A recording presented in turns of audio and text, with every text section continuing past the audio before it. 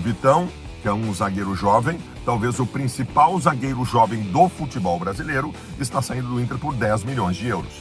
Suficiente, sendo que vale, é dinheiro, mas não é uma...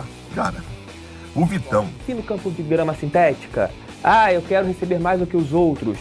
Eu tenho muito medo do futebol brasileiro, e talvez essa seja um pouco da visão do Flamengo, de querer ser só tem eu, dane-se os outros. E a gente cair numa linha de Bundesliga, que é o Bayern ganhando 10 vezes, aí daqui a 10 ganha o Borussia uma, ganha o Bayer Leverkusen outra, e depois mais 10 vezes.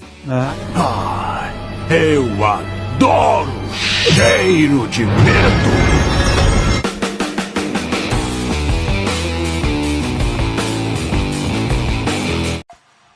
Fala comigo, seus mitos geração!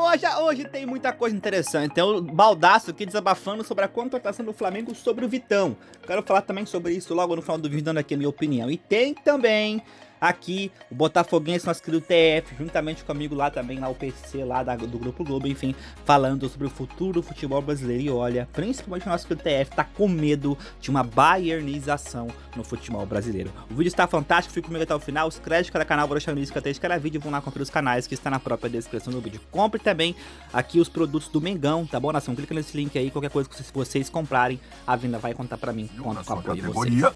Por uns pila também. Virou um modus operandi dessa gestão. Já forma pouco, já destruíram com a base. E quando aparece alguém da base para vender, é isso que fazem. Então eu lamento muito. A venda do Vitão,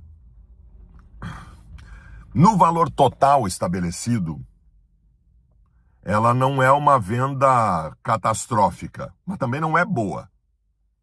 O Vitão, que é um zagueiro jovem, talvez o principal zagueiro jovem do futebol brasileiro, está saindo do Inter por 10 milhões de euros.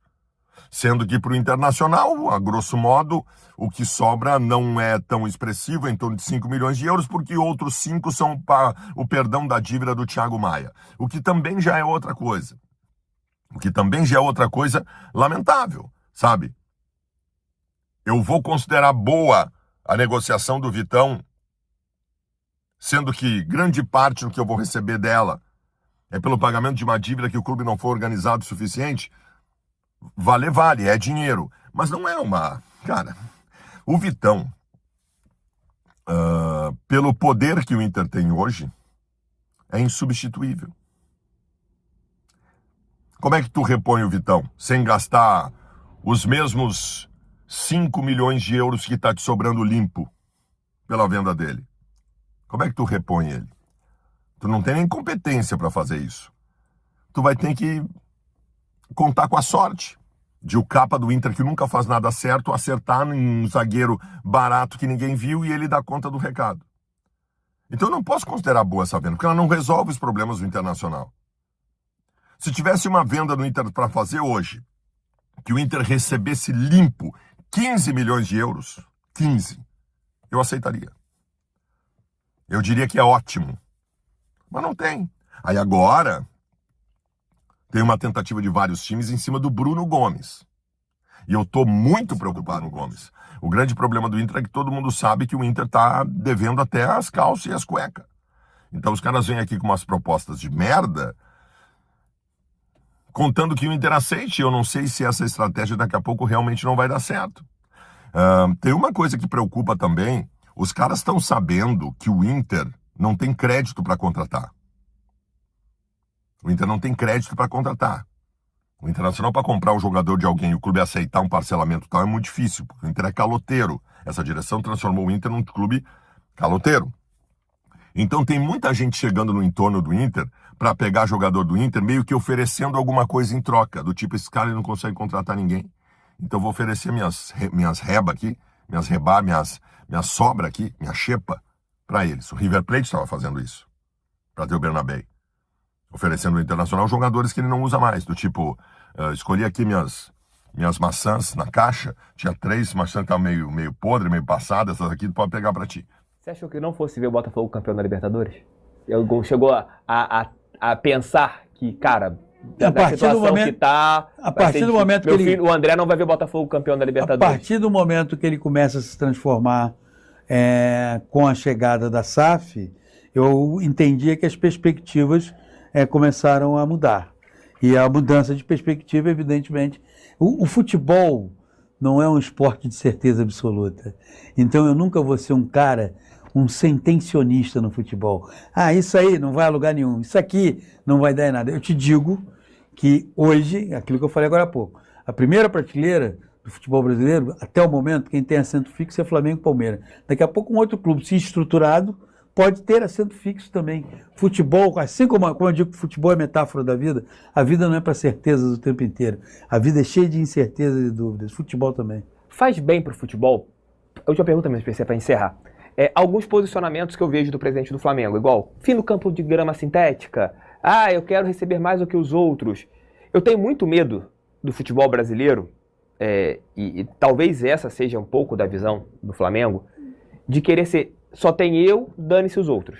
E a gente cair numa linha de Bundesliga, que é o Bayern ganhando 10 vezes, aí daqui a 10 ganha o Borussia uma, ganha o Bayer Leverkusen outra, e depois mais 10 vezes. Aí você vai para a França, o PSG ganha 15, o Lille ganha uma, e dane-se os outros.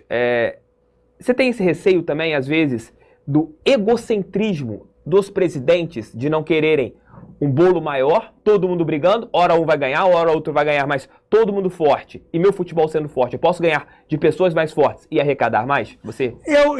Aquilo que eu te falei agora há pouco, eu não tenho algo que no momento preocupa, mas eu não vou te dizer qual a direção que vai caminhar, porque o futebol, especialmente, assim como o Brasil, tudo é incerto, o tempo inteiro. O que eu acho que está faltando no futebol brasileiro, que hoje é hegemônico na América do Sul, que mostrou a sua capacidade na Copa do Mundo de clubes com Flamengo, Palmeiras, Botafogo e Fluminense, é alguém que construa pontes. É urgente que você tenha alguém que construa pontes no futebol brasileiro, que saiba pavimentar uma ponte, mostrando que a lei do farinha pouca, Pelpirão primeiro, além de ser um dos mais bem acabados manuais do egoísmo, ela em nada nos ajuda. Então tem que surgir alguém para construir pontes. O futebol brasileiro já teve pessoas com capacidade de construir pontes. Lá atrás, no século passado, o Fábio Koff foi um dirigente que construía pontes, presidente do Grêmio. E está necessitando isso. Mas aí eu te digo, eu tenho esse temor porque eu não vejo hoje na sociedade brasileira quem construa pontes. Quem sabe pode surgir no futebol e a partir daí até pode ficar melhor. PC Vasconcelos, vai com todo respeito da moça parada de ponte aí. O Flamengo tem que olhar pra nós mesmos. Eu me lembro que quando no título de 87, ninguém ficou do lado do Flamengo especificamente. Ninguém ficou do lado do Flamengo. Agora o Flamengo é aquele que tem que unir todo o futebol brasileiro para um produto mais forte, que o TF falou aí, não concordo com isso. É como o Baldasso falou, só do Flamengo tá aqui, o Flamengo já faz o mundo inteiro olhar pra cá. O Flamengo hoje é a potência mundial, o Baldasso falou muito bem sobre isso. Então o Flamengo já faz a parte dele, agora o Flamengo não vai tomar o remédio amargo, porque para os outros clubes, né?